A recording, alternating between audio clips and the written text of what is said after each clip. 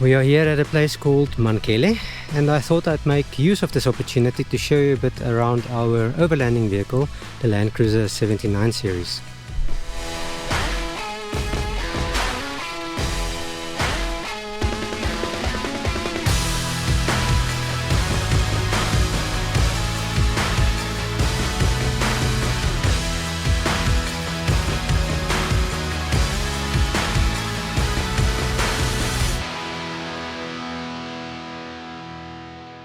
Before the Land Cruiser, we were traveling with a Hilux D4D, a 3-liter, double cab as well.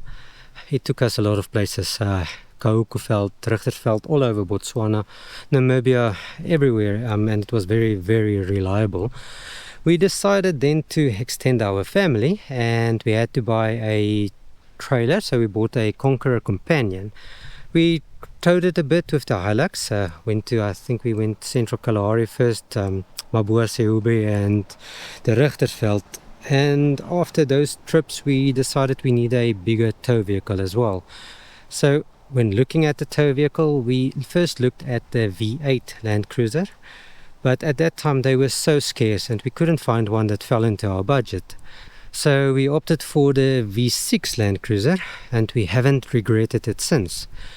It was much cheaper, and as well as the services are way cheaper as well. Yes, you get the one service here and there that is also expensive, when they have to service the hubs, change bearings, etc. That you also have to do on a V8 as well as the V6. So like I said, this is a normally aspirated 79 series double cab V6 that has been mapped with a lean map, as they say. Now, I know mapping or chipping a normally aspirated V6 does not make such a big difference as when you do the same thing to a V8 turbocharged Land Cruiser. But what does make a difference is if you fit some branches and a performance exhaust. For this, we were given the opportunity to partner up with the leaders in the exhaust market, the Graaf Exhausts, and we headed over to Pretoria to fit one of their legendary performance exhausts to our Land Cruiser.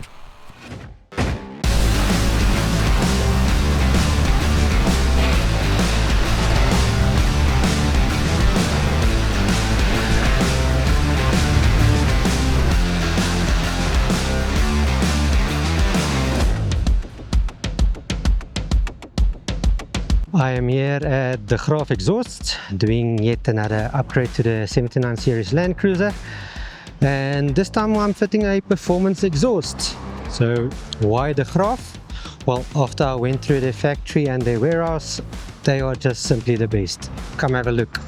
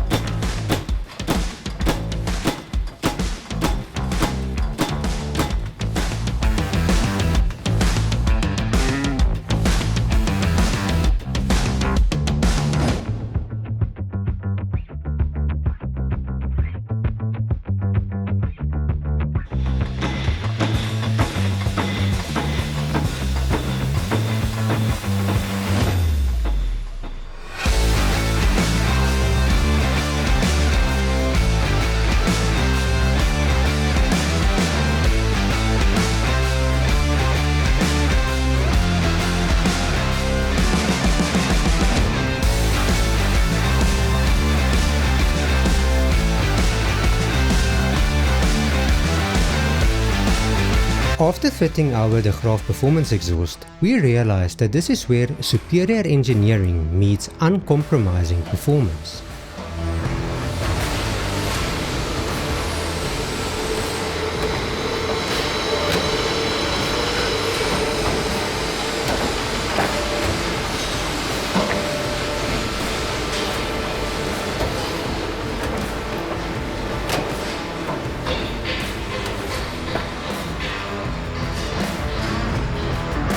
Their exhaust systems have been meticulously designed to enhance your vehicle's performance using the latest technology.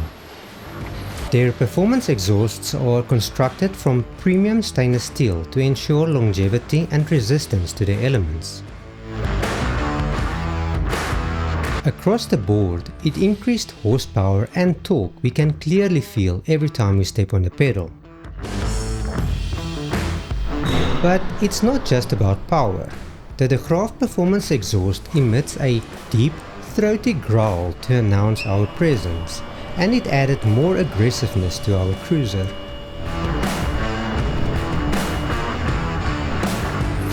It is the perfect combination of style and content, built for durability and performance. Our installation was custom, but easy, and it fits perfectly onto our cruiser.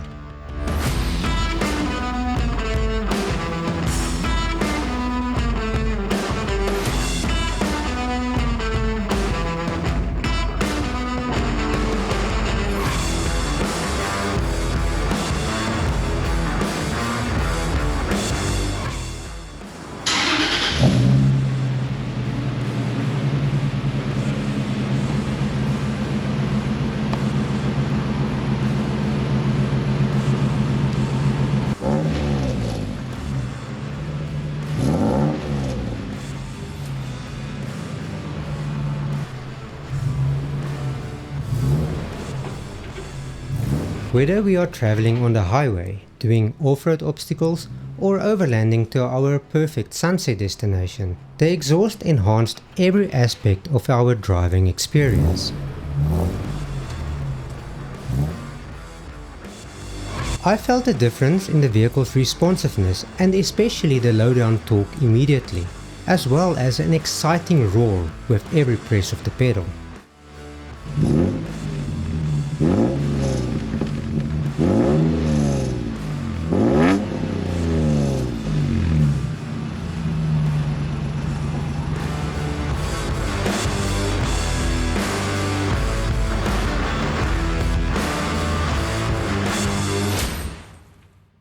Since then, we've been enjoying the grunt of our Land Cruiser, and we can highly recommend a De Graaf Performance exhaust. On the front of our Land Cruiser, our bar work is from BZT. We recently removed it, sandblasted it and powder coated it again to give it a brand new look as well as a grainy feel to it. We also removed our bash plate, which is also from BZT.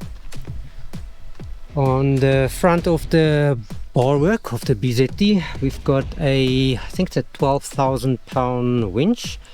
We replaced the cable with a synthetic rope, and also fitted to the front is the Lightforce Genesis. We can highly recommend this as well. Then going to the side of the cruiser, or actually the top, we have opted for the Front Runner Slimline range roof racks. It is a very versatile roof rack. It's got lots of sliding grooves where you can mount a lot of accessories and brackets that you can also get from them. On the back of our cruiser we normally have a roof rack as well. I just removed it because the cruiser doesn't fit into the garage when that is on. But on there we fit some jerry cans, 4 jerry cans in total, and we also have a bracket for our max tracks. On the front one at the moment there is only a solar panel. We use this generally only for mounting, for putting wood on top and smaller things. We don't necessarily fix something there, except the solar panel at the moment. Then heading to the back of the Land Cruiser, we have opted for a LAS rear bumper with a swing arm to fit our spare tire.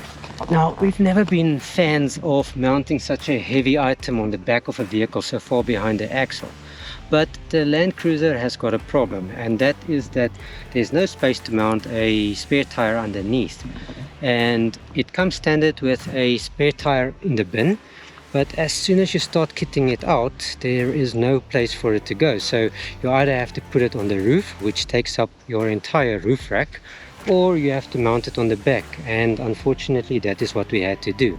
Now heading to the bin, or the canopy first. We opted for the Rhino Man canopy. Now, this wasn't a easy decision to make because there are so many good products on the market.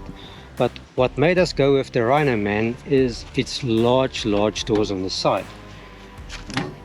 It is really massive, and if anyone knows having a kid, when you go to a place like Mankele or any other place, they want their bicycle and they want half of their room in here as well. So this makes a very big difference. Inside here we kept it very basic. On the Hilux we had drawers almost to the roof of the canopy, which it was very nice. Everything had its place.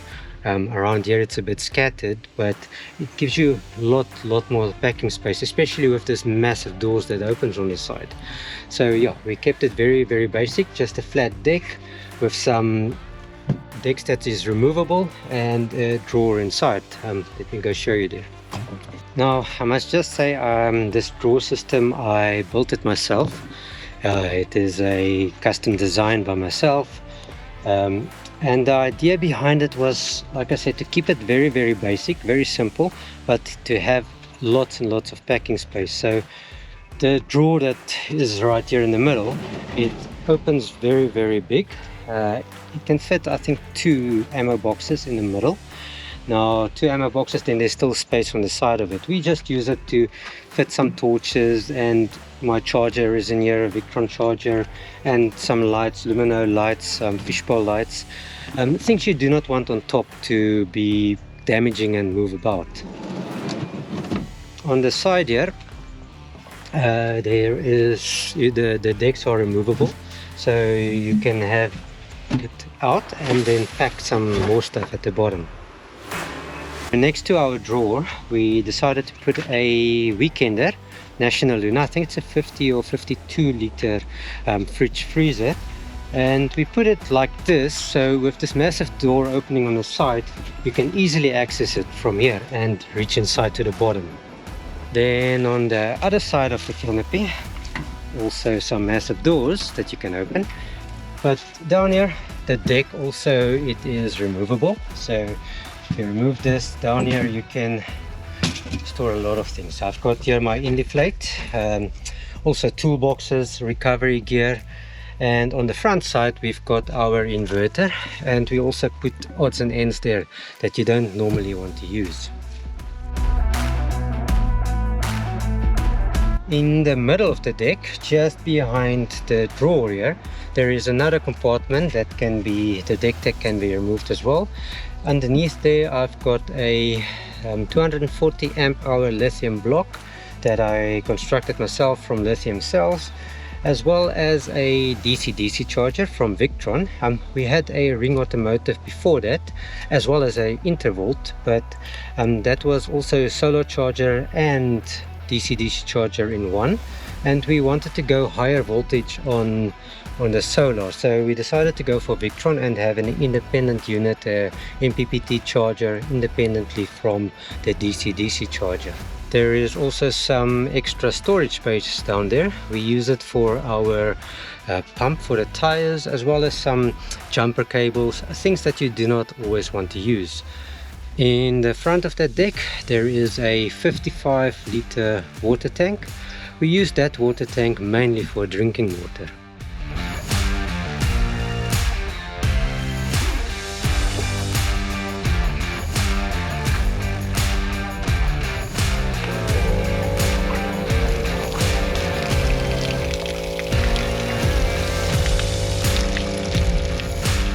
Getting the power to the back of the cruiser, to the DC charger, as well as to the trailer and everything else that's in the cruiser and running on power. I recently have redone the wiring that goes to the battery here on the front. There was just so many cables on top of the terminals. I think there was 8 in total, I'm not sure about that, but around 8 cables on each side. So I changed that a bit by fitting also a product from Victron, I think it's a 6-way fuse holder, a mega fuse holder, and a bus bar to just make everything a bit more neater.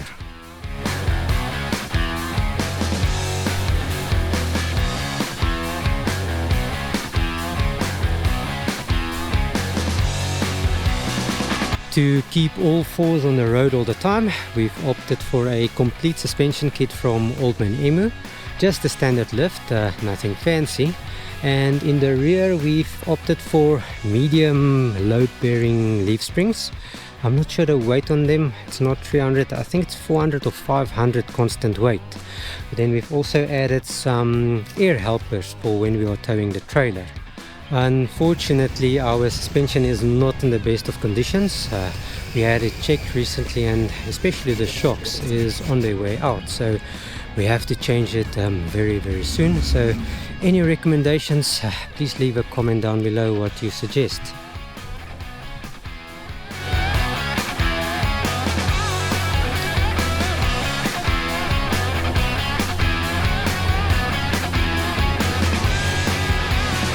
As you can see, the vehicle is quite heavy, as well as we are towing. So to bring the vehicle to a stop, we had to upgrade our brakes. We opted for power brakes as we had 16-inch mags. We just got the discs and the pads. At the time we upgraded, they didn't have an option to upgrade the calipers as well. But right now I'm sure there is some more things on the market for 16-inch mags as well. Now for the last thing on the outside, the tires. Now if anyone watched our recent trip to Botswana, to Chobe National Park, you'll know that we completely destroyed our BF Goodrich KO2 tires spinning on max tracks while we were stuck in some deep sand. So yeah, some expensive school fees paid. But anyway, we decided to stick with 16-inch tires. We have the Road Rage 16-inch mags on here. And we fitted the Maxxis Razor mud terrain tire. To do this, we headed over to Point S in Nelspruit. So it is that time again to put new rubber tires on the cruiser, and to do that I'm leaving it in the capable hands of the guys here at Point S in Nelspruit.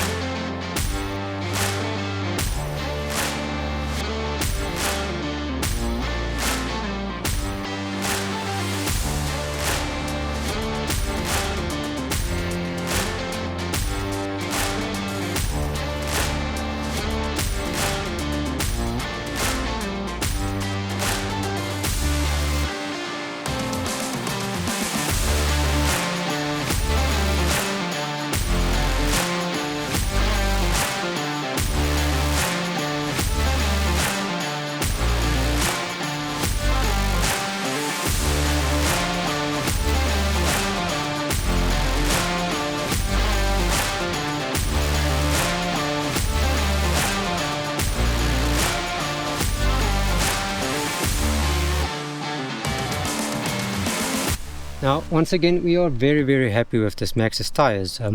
They are really surprisingly very quiet on the road. So coming from the BF Goodrich KO2s, this is more quiet.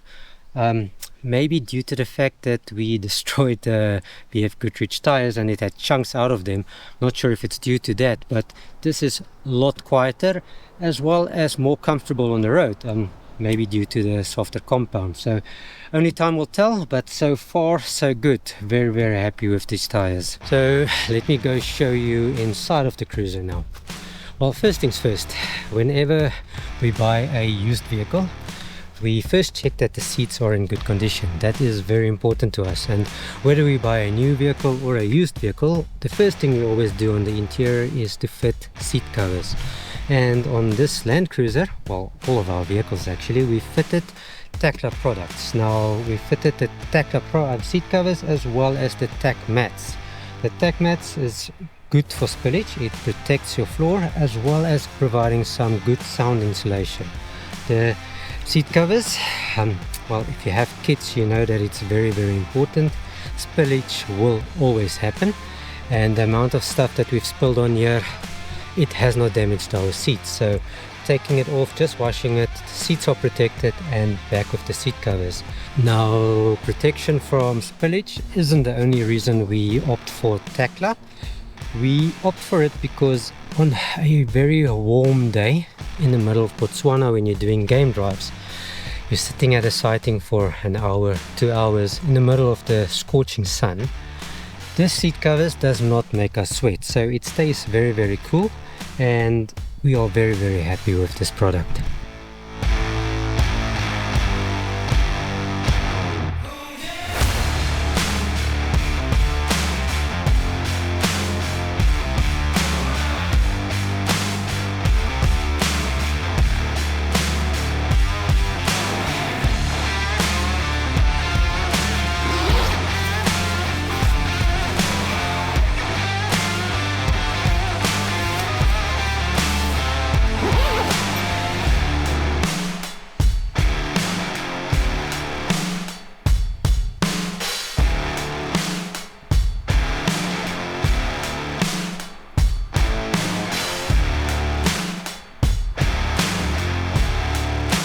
We have also opted for the Takla dash cover. Now this dash cover, it protects your dash, as it says. We got some pouches here on the top as well that we use for general things like lights and small little gadgets and things that we use. And this one, I think we've got a compass in there, compass, as well as some leveling kits and some cloths, etc., to clean our dash up. And here in the front of the cruiser, we've got our RAM mounts that we use to mount our cell phone to the windscreen. We use our cell phone as well for some navigation, and we've got some wildlife apps on there. Tracks for Africa is on there as well. Then we've got a Garmin that is loaded with Tracks for Africa. We use that as our source for navigation. Then in the center here, we've got another GoPro. This GoPro is mainly used as a dash cam. We do sometimes take it out when we've got some shots that's in water, etc. This is quite an old camera, a GoPro, I think it's a GoPro 4, but it still does the job. Then also to check our tire pressure, we've got a product from Tire Care. This it's a 6 valve unit, so it checks our 4 tires on the cruiser as well as the 2 on the companion. And yes, surprisingly, it does pick up the Bluetooth that far from here to the trailer on the back. On the top here, we've got our roof console, or I think it's called a roof console. It's a product from Big Country. We decided on this because it's got the entire area on top you can use as storage. So you don't have to drill any holes, you use your existing holes on it and mount it to your roof. On here, permanently fixed, we've got a Kenwood 2-way radio. We use that in conjunction with a handheld one that we sometimes leave in camp if not everyone wants to go on a game drive. Then on top of it, we mount our little magneto light, and we've got a USB port here with chargers for camera equipment, GoPro chargers on top here, as well as our Nikon camera charger, our 12-volt charger. It is permanently fixed on top here. Then also we use this as storage for our binoculars to keep it out of the way and to keep it safe. Then on the passenger side, we've got this camp cover visor pouch. We use this mainly for storage of our patches and stickers that we give out on the road.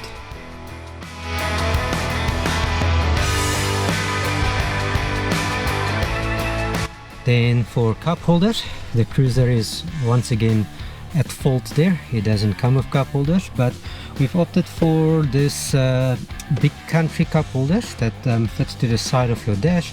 We've got one on each side. It fits cans, etc. very well, but it does not fit my Stanley cups. So for the Stanley cup, I fitted another center little console down here by the gear levers. This one, it fits your standee, as well as it's got some USB ports for charging some things, etc. And then one of our favorite things in the cruiser, our trusty little National Luna center console fridge. It is just one of the best things that we could have done to the cruiser. Another thing that lacks on the cruiser is a cruise control. Luckily, there is a lot of aftermarket products available to fix this.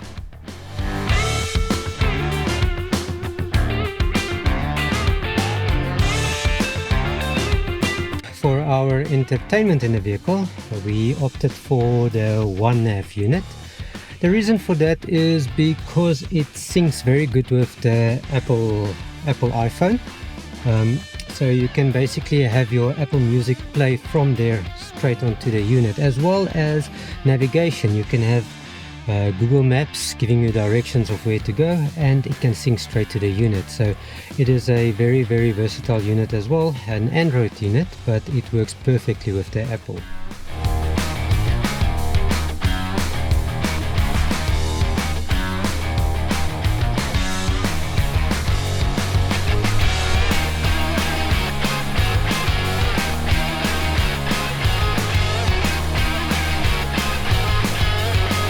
Another thing that goes hand in hand with the entertainment system is the tack mats.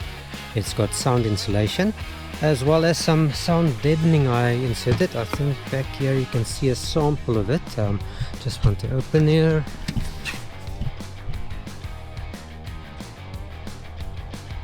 Now underneath the carpet, as well as the roof lining, as well as in the doors, we have placed some of those all over the place. It is just to make sure that the road noise is a bit dampened. It does make a massive difference. Another thing we installed was some Kicker 6x9s in the front, some Kicker tweeters, as well as some speakers in the back. It makes a massive difference from the standard factory speakers that the cruiser comes with.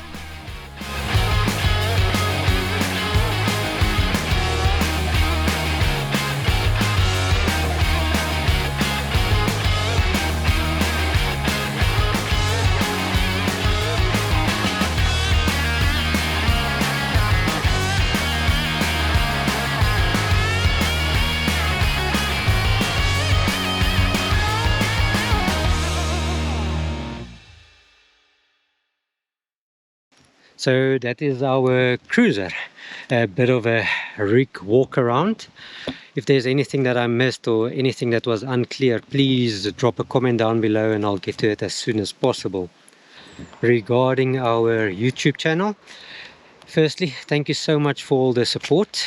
We've had so many people with positive feedback, being positive and having positive comments on the channel. It is so nice to see that there's so many people out there that enjoy what we are doing, and we are so glad that we can bring all of our experiences to you as well. So once again, thank you so much. Unfortunately, it does take a long time to edit. There's so many trips that we've already done that is not out there yet. We've been to the Kalahari, we've done a north to south trip in the Kruger, we've been to Somkanda Game Reserve, Mabibi, we've been to Banganek. All of these episodes is still out and coming. We'll get to it as soon as we can, so apologies that there's so much delay. The rest of our year is still very busy. We've got a trip planned to Kutse Game Reserve in southern Botswana. I think it's 6 days there, about a week. Getting there and back as well, so it's about 10 days.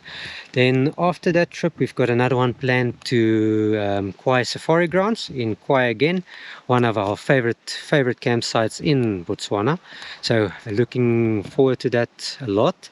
Then another trip also to Botswana is Mabua Sehube. We're going there for a couple of nights and doing the Kokocha area as well as Jackie Span, the hidden spots of Botswana. So also looking forward to that. Then the last one in December that we have planned already is going to Richtersveld. So we are going outside of the Richtersveld National Park, also inside the National Park, and then doing the southern part of Namibia. We haven't booked everywhere, so we're still not sure exactly where we are going. And then we are coming back through the Kalahari. So still a busy year up for us, so looking much forward to that. So if you would like to follow us on our adventures for the rest of the year, please remember to like and subscribe. Then we'll see you on the next one. Cheers.